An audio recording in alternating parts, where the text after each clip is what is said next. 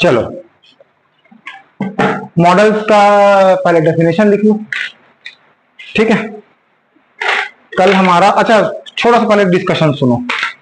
कल आप लोग एक चीज ध्यान दिए होंगे कि हम जो कल एक्सुलरी वर्ब्स कर रहे थे, या जिसको हम क्या बोलते हैं, प्राइमरी हेल्पिंग वर्ब्स, इस पर हम कल किए थे। इसमें is, am, are, was, were, have, has, had और डू, डज, डिड, इसके पर हम बात किए थे कल। आपने एक चीज ध्यान दिया है ना, वो ये था कि हम जब कभी भी इसको इस्तेमाल करते थे वर्ब का फॉर्म बदलता था, है ना, हाँ कि नहीं। जहां कहीं भी हैड आता था वहां पर वर्ब का सेकंड फॉर्म लगता था, ये बताया था मैं आपको। और इन्हीं को जितने भी एक्सुलरी वर्ब या प्राइमरी एक्सुलरी वर्ब थे, मैं शॉर्टकट में एक बात कहना चाहता हूं कि प्राइमरी एक्सुलरी वर्ब चेंज होगा तो वर्ब का फॉर्म भी चेंज होगा, और जब वर्ब चेंज हो रहा है तो टेंस भी चेंज हो रहा है, ये हम देखते हैं। लेकिन जब आप मॉडल्स करेंगे, ठीक है, मॉडल्स है भी वर्ब ही, कहीं कहीं पर ये मेन, जैसे ये कहीं कहीं पर ये मेन वर्ब का भी काम करते थे, इनके साथ में ऐसा मामला नहीं है। कोई भी टेंस हो, कोई भी कुछ हो, ये वही से लगेंगे, ठीक है। मतलब क्या, ये वर्ब के फॉर्म में, यानी कि मेन वर्ब के फॉर्म में कोई भी परिवर्तन नहीं करेंगे, ठीक है। समझ में आ रही बात। मतलब क्या, इसको आप अलग अलग टेंस में अलग अलग एक्सुलरी वर्ब्स या प्राइमरी एक्सुलरी वर्ब्स का इस्तेमाल करते थे, हाँ कि नहीं। तो हम 3-4 टेंस के बारे में बात किए कि नहीं किए ना, और उन सब में अलग अलग लगता था कि नहीं लगता था, हाँ कि नहीं। हालांकि हमको अगर सीखना है तो हमको उनके मीनिंग्स पर बात करनी चाहिए। हम क्या करें टेंस जान के, हम जानते हैं कि वॉज आया मतलब था ही होता है ना, हा? और हैड मतलब ओनरशिप वाली बात आती है हैव हैड में, कि मेरे पास कोई सामान था, ठीक। समझ में आ रही बात, समझ पा रहे हो क्या बोल रहा हूं। वॉज एक सिचुएशन को बता रहा था कि आई वॉज अ टीचर, मैं कभी टीचर था, तो वो मेरा एक कंडीशन है। लेकिन हैड में ओनरशिप की बात करते हैं कि आई हैड दिस बॉटल, ये बॉटल पहले मेरा था, तो ये मेरा था वाली हैड हैव की बात समझ पा रहे हैं ना। तो अगर आप मीनिंग्स पर जाओ तो तेरा ही है, ये घूर रही है, ये तो मेरा है, तो ये तेरे को बोलना चाहिए आई हैड दिस बॉटल। मेरी बात समझ पा रहे हैं। अगर आप उन शब्दों के मीनिंग्स को समझ गए हैं तो आपको बाकी चीजों से कोई लेना देना नहीं, अब वो कोई भी टेंस हो, ठीक। लेकिन वो पढ़ना जरूरी है क्योंकि आपको आपके क्वेश्चन सॉल्व करने हैं, और क्वेश्चन सॉल्व करने के लिए उनकी मीनिंग्स पर भी बात करना पड़ेगा, ठीक है ना। यही कारण है कि मैं स्ट्रक्चर नहीं बता रहा हूं, कि मैं सीधे बता रहा हूं कौन सा टेंस में कैसे उसको लगाना है। बाकी चीजें आप खुद ब खुद समझ जाएंगे जब हम टेंस पहुंचेंगे, ठीक है ना। तो अभी हमको क्या करना है, मॉडल्स, मैं आपको ये बताया कि आप जहां पर ये प्राइमरी एक्सुलरी वर्ब या प्राइमरी हेल्पिंग वर्ब को आप अलग अलग टेंस यानी कि अलग अलग वर्ब के फॉर्म्स के हिसाब से आप इस्तेमाल कर रहे थे, मॉडल्स के साथ में ऐसा कुछ नहीं है, ठीक है। ये वर्ब के फॉर्म को बदलते हैं, ये नहीं बदलते हैं, ये दोनों में फर्क है, ठीक। लिखिए, इतने को लिखने के बाद में इनको मॉडल्स या मॉडल एक्सुलरीज कहते हैं।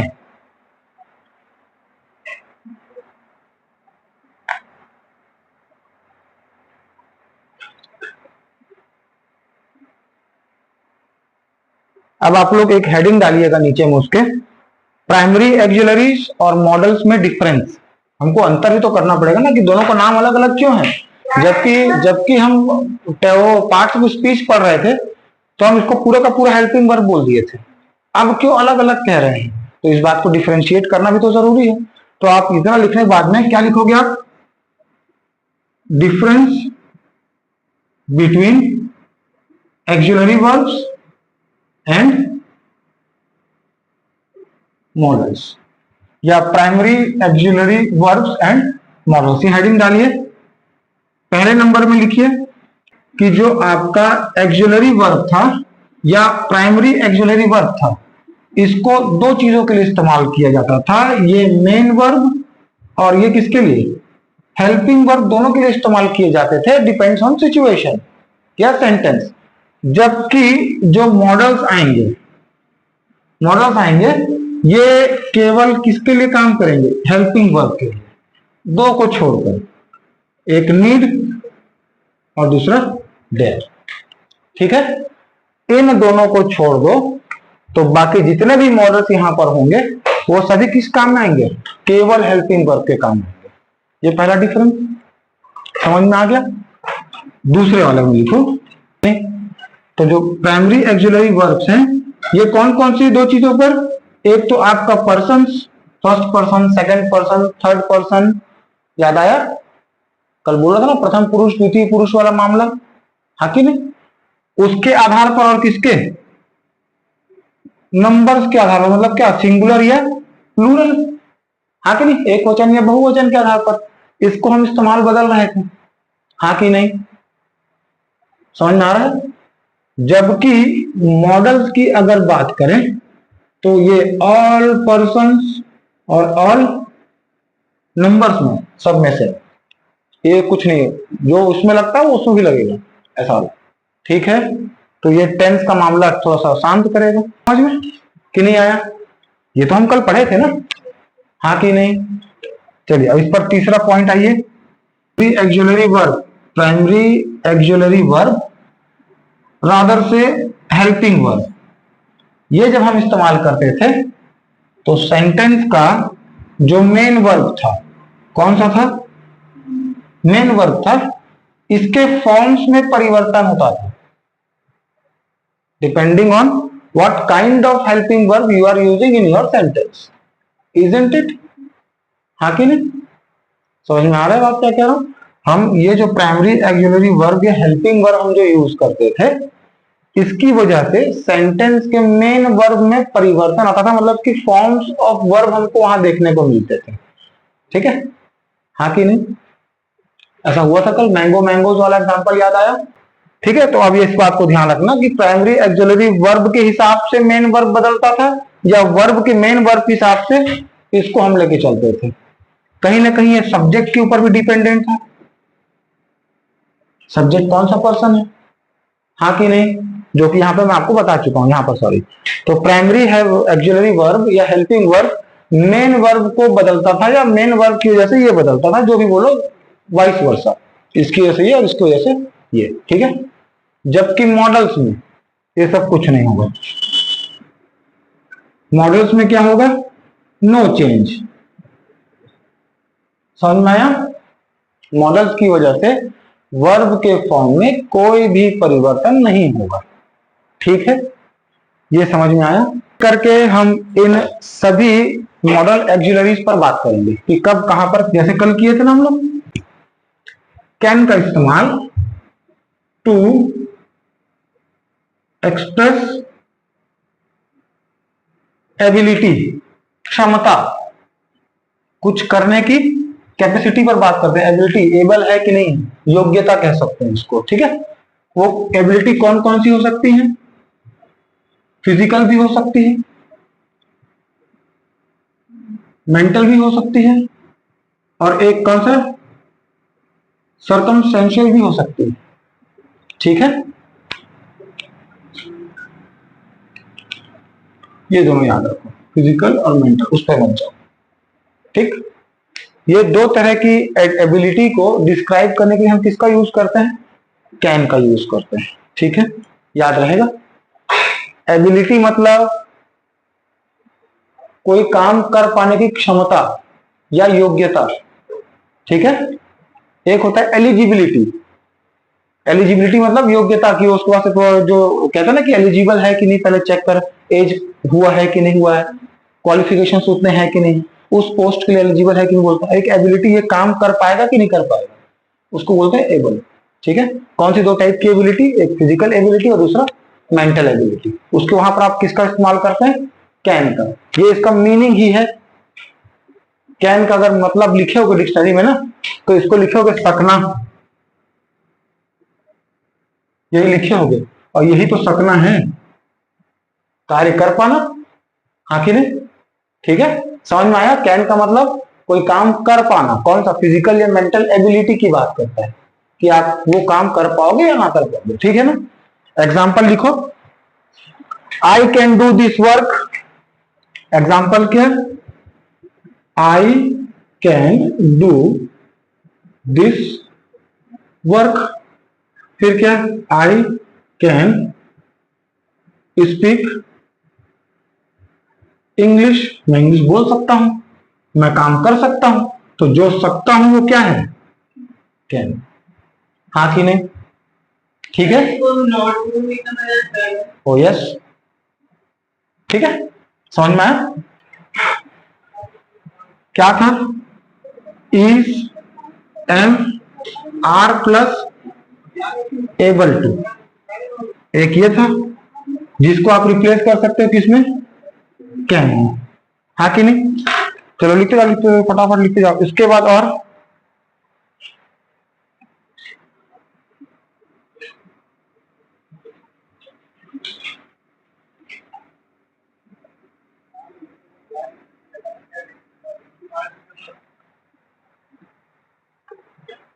ही कैन डू इट टुमारो। वो कल ये काम कर सकता है, तो he will be able to do it tomorrow. ये प्रेजेंट, ये फ्यूचर।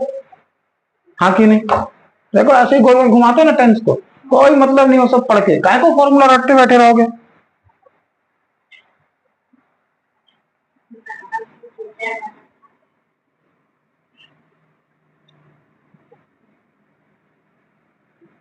जहां पर नो हाउ टू, वो जानता है कैसे।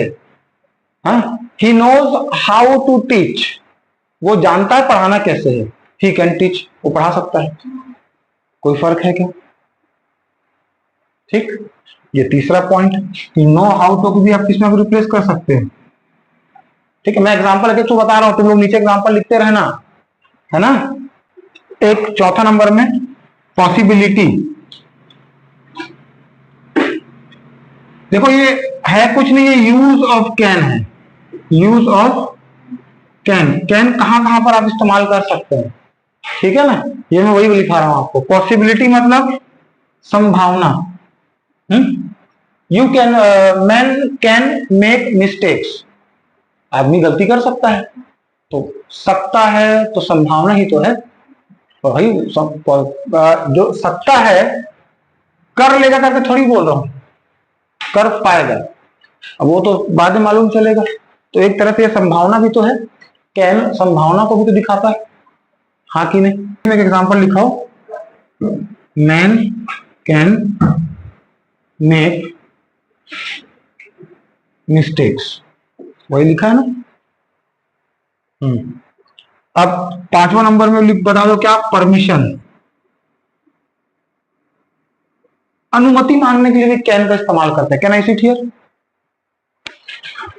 हाँ कि नहीं? मे आई कम इन, मे कैन देखना ये टेंशन देगा। मे आई कम इन और can I seat here same है ना। फिलहाल कैन में रुको, जब मे में पहुंचेंगे तो मे में टेंशन दूंगा, फिर दोनों में अंतर बताऊंगा क्यों अंतर है। मे कहां पर मे लगाना है, कहां पर कैन लगाना है।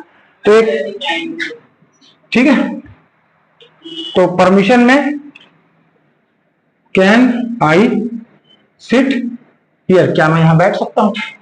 तो एक तरह से ये इंट्रोगेटिव भी है क्या? सवाल ही तो पूछ रहा हूं, बैठ सकता हूं क्या यहां पर। तो आप यस या नो में जवाब देंगे, हाँ कि नहीं। तो इंट्रोगेटिव बना सकते हैं इससे। रिक्वेस्ट, छठवां नंबर, टू ऑफर और request. Can I bring a cup of T for you, क्या मैं तुम्हारे लिए चाय ला सकता हूं। ठीक है, ठीक है। इसमें दिया हुआ है क्या? Can I bring you a chair to sit in, can I carry your bag. ये भी तो एक हिसाब से इंट्रोगेटिव वाला स्टेशन है, पूछ ही तो रहे हो। और जहां सवाल पूछोगे वहां पर इंटरोगेटिव होता है, टेंशन हो जाएगा कहां कहां बता रहे हो। तो ये मेरे को लगता है कि ये जो चीजें हैं, कैसे स्टेटमेंट को लंबा करना और कैन को कहां कहां इस्तेमाल किया जाता है, ये सबको आपको मेरे को लगता है आप सीख गए। हम इसी की बात कर रहे थे कि हमको एकदम डिटेल में पढ़ना है कि आप उन सबको कहां कहां सीखोगे। तो ये किसके बारे में हो गया? कैन के बारे में। ये 6 तरीके से याद रखो, बाकी बहुत सारा दिया है तो वो सब करने से कोई मतलब नहीं। जितना ज्यादा बताऊंगा याद भी तो रखना पड़ेगा, बस इतना याद रखना, ये सब कुछ पढ़ने की जरूरत नहीं है, ये पता है तो। अब जहां काम करने की कैपेसिटी की बात आ रही, धूमधाम से कैन का इस्तेमाल कर डालो। तुमको क्या मतलब है इज एम आर के बदले में या उसके बदले में, उसके बदले में, छोड़ो भाड़ में जाए। इन दोनों को जगह में तो आपको इंटरोगेटिव भी तो बना सकते हैं, और हेल्पिंग वर्ब तो इंटरोगेटिव का यूज होता ही है, ये तो हम पहले ही बोल चुके हैं। हाँ कि नहीं, समझ में आया कि नहीं आया? ठीक है, अब अगला हेडिंग डाल लो, कुड। कुड पर अब कैन कौन कौन से दो टेंस में था बताओ तो मेरे को। ये विल शाल मतलब फ्यूचर, विल शाल मतलब फ्यूचर, और इज एम आर मतलब प्रेजेंट। ठीक, कैन का सेकंड फॉर्म है कुड। कैन का सेकंड फॉर्म है, मतलब कैन अगर V1 है तो कुड क्या है, और V2 किसकी विशेषता होती है, पास्ट। हुआ था, ठीक है, समझ में आया? तो हेडिंग डालिए यूज ऑफ कुड। तो कुड सबसे पहले कहां पर, कैन का पास्ट फॉर्म में काम आता है। ठीक है, कैन का पास्ट फॉर्म ही क्या होता है, कुड होता है। He said I can teach English. Example देखो, he said I can teach English. ठीक है, तो इसका कुड में बदलना है इसको, तो he said that he could teach English. वो बोला आई कैन टीच इंग्लिश, वो बोला मैं इंग्लिश पढ़ा सकता हूं, वो बोला कि वो इंग्लिश पढ़ा सकता था। डायरेक्ट इनडायरेक्ट स्पीच पढ़े हो, डायरेक्ट और इनडायरेक्ट स्पीच नरेशन पढ़ा है, सब है क्लास में। नरेशन में यही होता है, जब किसी ने कुछ कहा तो उसको डबल पंक्चुएशन मार्क में रखते हैं।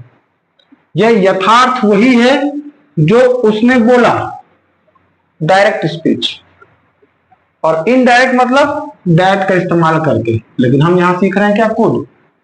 हम क्या सीख रहे हैं, कुड। तो इसका काम नरेशन में होता है। ये जैसे हम स्टोरी पढ़े इंग्लिश की रीडर की किताब में, ऐसा लिखा रहता है ना, लेकिन जब आप बताओ क्या बोला यार वो, जैसे तुम लोग कोई दो लोग चित्र लेखा और तुम बात कर रहे हो, तो कोई दो लोग बैठ के बात कर रहे हैं, ठीक है, आपस में बात हो गई। अब वो आके मेरे को कैसे बताएगा, वो बोला कि वो इंग्लिश पढ़ा सकता था, यही तो बोलेगा। ये उसने सही में कहा और ये उसने मेरे को आके बताया, हाँ कि नहीं? तो ये प्रेजेंट टेंस में है, आई कैन टीच इंग्लिश, और ये पास्ट हो जाएगा। पल्ले पड़ा। देखो अब यहां से टेंस के बदले में और क्या आ गया, नरेशन आ गया। सब वही है, मीनिंग कहीं खेला है और कुछ नहीं है।